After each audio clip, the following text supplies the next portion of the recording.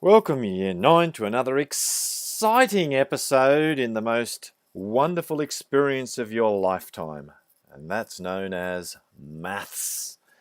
So let's get into exercise 2i. We're going to be doing the substitution method today, and we'll talk about that after we've actually discussed what equations are. Now, equations are things that can often be graphed.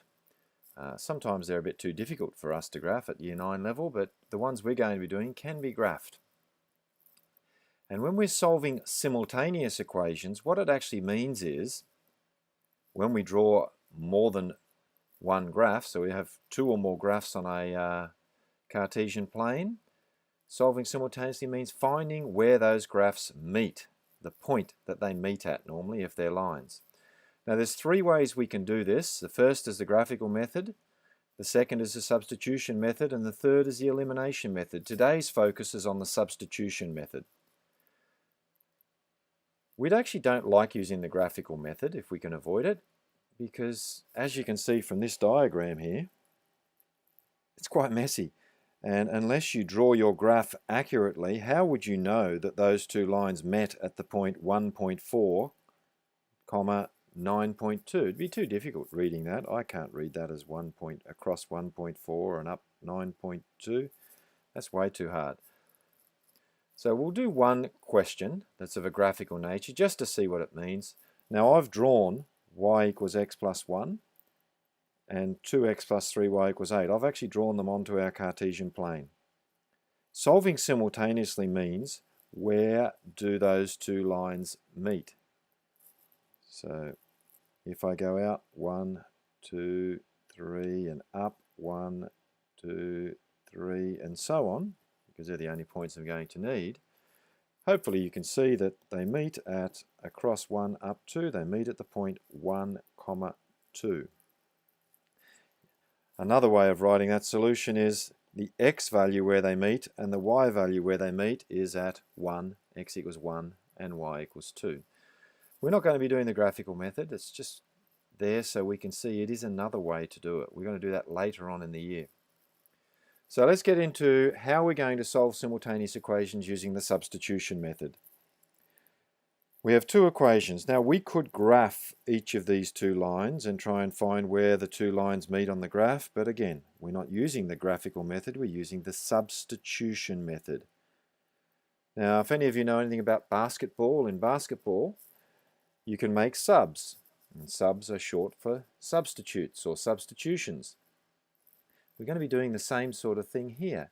We're going to be substituting one thing in for another. So the first thing we're going to do, and if you're a bit lazy and you don't like writing the word substitute, you can just write sub, that's fine. So we're going to sub y equals x plus 5, that's the first equation, into the second equation. We're substituting one equation into the other. Now what that means is this. When I look at the first equation, it says y equals x plus 5. So another way of describing y is by saying y is x plus 5. So in this equation, where I see the letter y, instead of writing y, I'm now going to say it is x plus 5. So this part here comes because x plus 5 is equal to y. Now we've got a normal equation to solve. Let's add x to both sides. I'm also going to minus 5 to both sides. And if I do that, when you're adding x to both sides and subtracting 5 to both sides, you end up with 2x equals 2. You can follow that through yourself, hopefully. We've done that sort of work before. Now we're going to divide both sides by 2, which leaves me with x equals 1. So I now know the x value where my two lines meet. When x is equal to 1, because it says here x is equal to 1, when x is 1, I can choose either equation. I'll choose the first one, doesn't matter which one you choose. Y can be found by taking the x value I found and adding 5 to it. So I'm using x equals 1, so instead of x plus 5 it becomes 1 plus 5, and 1 plus 5 is 6. So my answer is x equals 1 and y equals 6. And if you graphed those two lines at the point 1, 6, you'd find that's where they meet. Let's go to 1b. Same method, just for revision purposes here, to go through the same process and see how it works. Okay, so we're going to substitute or sub the first equation into the second equation. So wherever we see y in the second equation, we're going to replace it with 3x plus 2. And so you can see that instead of a y, I've now written 3x plus 2 because y is equal to 3x plus 2. Once I've done that, I have a normal equation that I can go about solving. So I am first of all going to plus 2x to both sides because I want to move the x's over to the left side. And I'm going to minus 2 to both sides as well. And if I do that, I end up with 5x equals 15. Dividing both sides by 5 allows me to end up with x equals 3. So I now have a solution for x. So if I use that answer, when x is 3, I can plug it into either of the two equations at the beginning. The first one looks a bit easier to me, so I'm going to use it. So x is going to equal 3 in this equation. So y won't equal 3x plus 2. Y will equal 3 times 3 plus 2. 3 times 3 is 9. Add 2 to that, you get 11. So our solution is x equals 3 and y equals 11.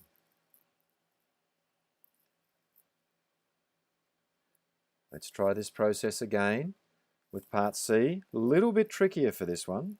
We're going to substitute the first equation into the second equation again. Wherever I see a y, it's now going to be replaced with 3x plus 1. So where I see this y, it's being replaced with a 3x plus 1. But it's really important to put it in brackets here because there's a 2 in front of it, and 2 has to multiply to each part of the bracket. So let's expand the brackets out. I know 2 times 3x is 6x and 2 times 1 is 2, which means I'll end up with x plus 6x plus 2 equals 16. I can add the x and the 6x. They add to give 7x. I can also minus 2 to both sides. So I'll do that. I'll minus 2 to both sides, which leaves me with the 7x equals 14. Divide both sides by 7. X equals 2. So I now have my solution for x. Well, I can plug back into the first equation or the second equation. The first one looks a bit easier. So when x is 2, I'm going to use y equals 3x plus 1. So it becomes 3 times 2 because x is 2. 3 times 2 plus 1. And 3 times 2 is 6. And 6 plus 1 is 7. So there is my final solution. The two lines in the question would meet at the point 2, 7, or when x equals 2 and y equals 7. Now this next one is a little bit weirder. It's a checking question. Now just be careful, there's not a lot of room in your booklet for this one, so just don't spread your work out too much for this section. What we're going to do is substitute x is 3 and y is minus 2 into the first equation. There's two equations here. I'm just going to deal with them one at a time. So wherever I see x, I'm going to put 3, and wherever I see a y, I'm going to put minus 2, which means instead of x, I put in a 3. Instead of y, I put in a minus 2. That becomes 3 plus 2 times minus 2 equals minus 1. Now, remember to do BODMAS. Don't go 3 plus 2 is 5. It's 2 times minus 2 is minus 4. So we've got 3 plus minus 4 is equal to minus 1. And 3 plus minus 4, well, a plus and the minus are the same as a minus. And 3 take 4 is minus 1. So I end up with minus 1 equals minus 1, which is true. Wow, what a statement. Let's try this process again with the second equation. Wherever I see an x, I'm going to put in 3. Wherever I see a y, I'm going to put in minus 2. So that will become 3 equals 5 plus minus 2. Now 5 added to minus 2, the plus and the minus are the same as a minus, so it's really 5 take away 2, which is 3, and you get 3 equals 3, which is true. If both answers are true, that means x equals 3 and y equals minus 2 is a solution to those two lines. It means when those two lines cross over, they meet at the point 3, minus 2. So we say, because both statements are true, x equals 3 and y equals minus 2 is a solution.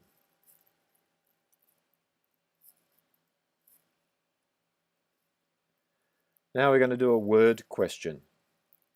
Now for all word questions, it's important that we introduce some letters. So I'm going to start by saying, let the bigger number be x and the smaller number be y, because the question actually says, find two numbers whose difference is 5 and whose sum is 7. I'm finding two numbers, so I'm going to say one of the numbers, the bigger one be x and the smaller one be y. Now the two numbers have a difference of 5. That means when I minus them, I'll get 5. They have a sum which is 17. It means when I add them, I'll get 17. So when I minus the numbers, the bigger number minus a smaller number will give me 5. And the bigger number plus a smaller number will give me 17, because they sum to give 17 and they have a difference of 5. The trick with this question is to look at the first equation and to rearrange it into the form x equals, or you could also rearrange it into the form y equals, but I think it's easier to make this x equals by plussing y to both sides. If I plus y to both sides, I get x equals y plus 5, or you could have x equals 5 plus y. Doesn't matter which way you order it. But now it's just like the earlier questions. I'm going to substitute x equals y plus 5 into x plus y equals 17. So that means wherever I see an x now, I'm putting y plus 5 in its place. So this x is being replaced with y plus 5. Add the y's together and you get 2y, and then we're going to subtract 5 from both sides, and that'll leave me with 2y equals 12. Divide both sides by 2, you get y equals 6. Well, we now have a solution for y. When y equals 6, x equals y plus 5 came from this equation here, so x equals 6 plus 5. And 6 and 5 make 11. So there's my solution. My two numbers, the bigger number is 11 and the smaller number is 6. Let's just quickly check them. Do they have a difference of 5? 11 take 6 is 5. Do they have a sum of 17? 11 plus 6 is 17. It all works, which is wonderful. It's time to try doing some questions. Enjoy.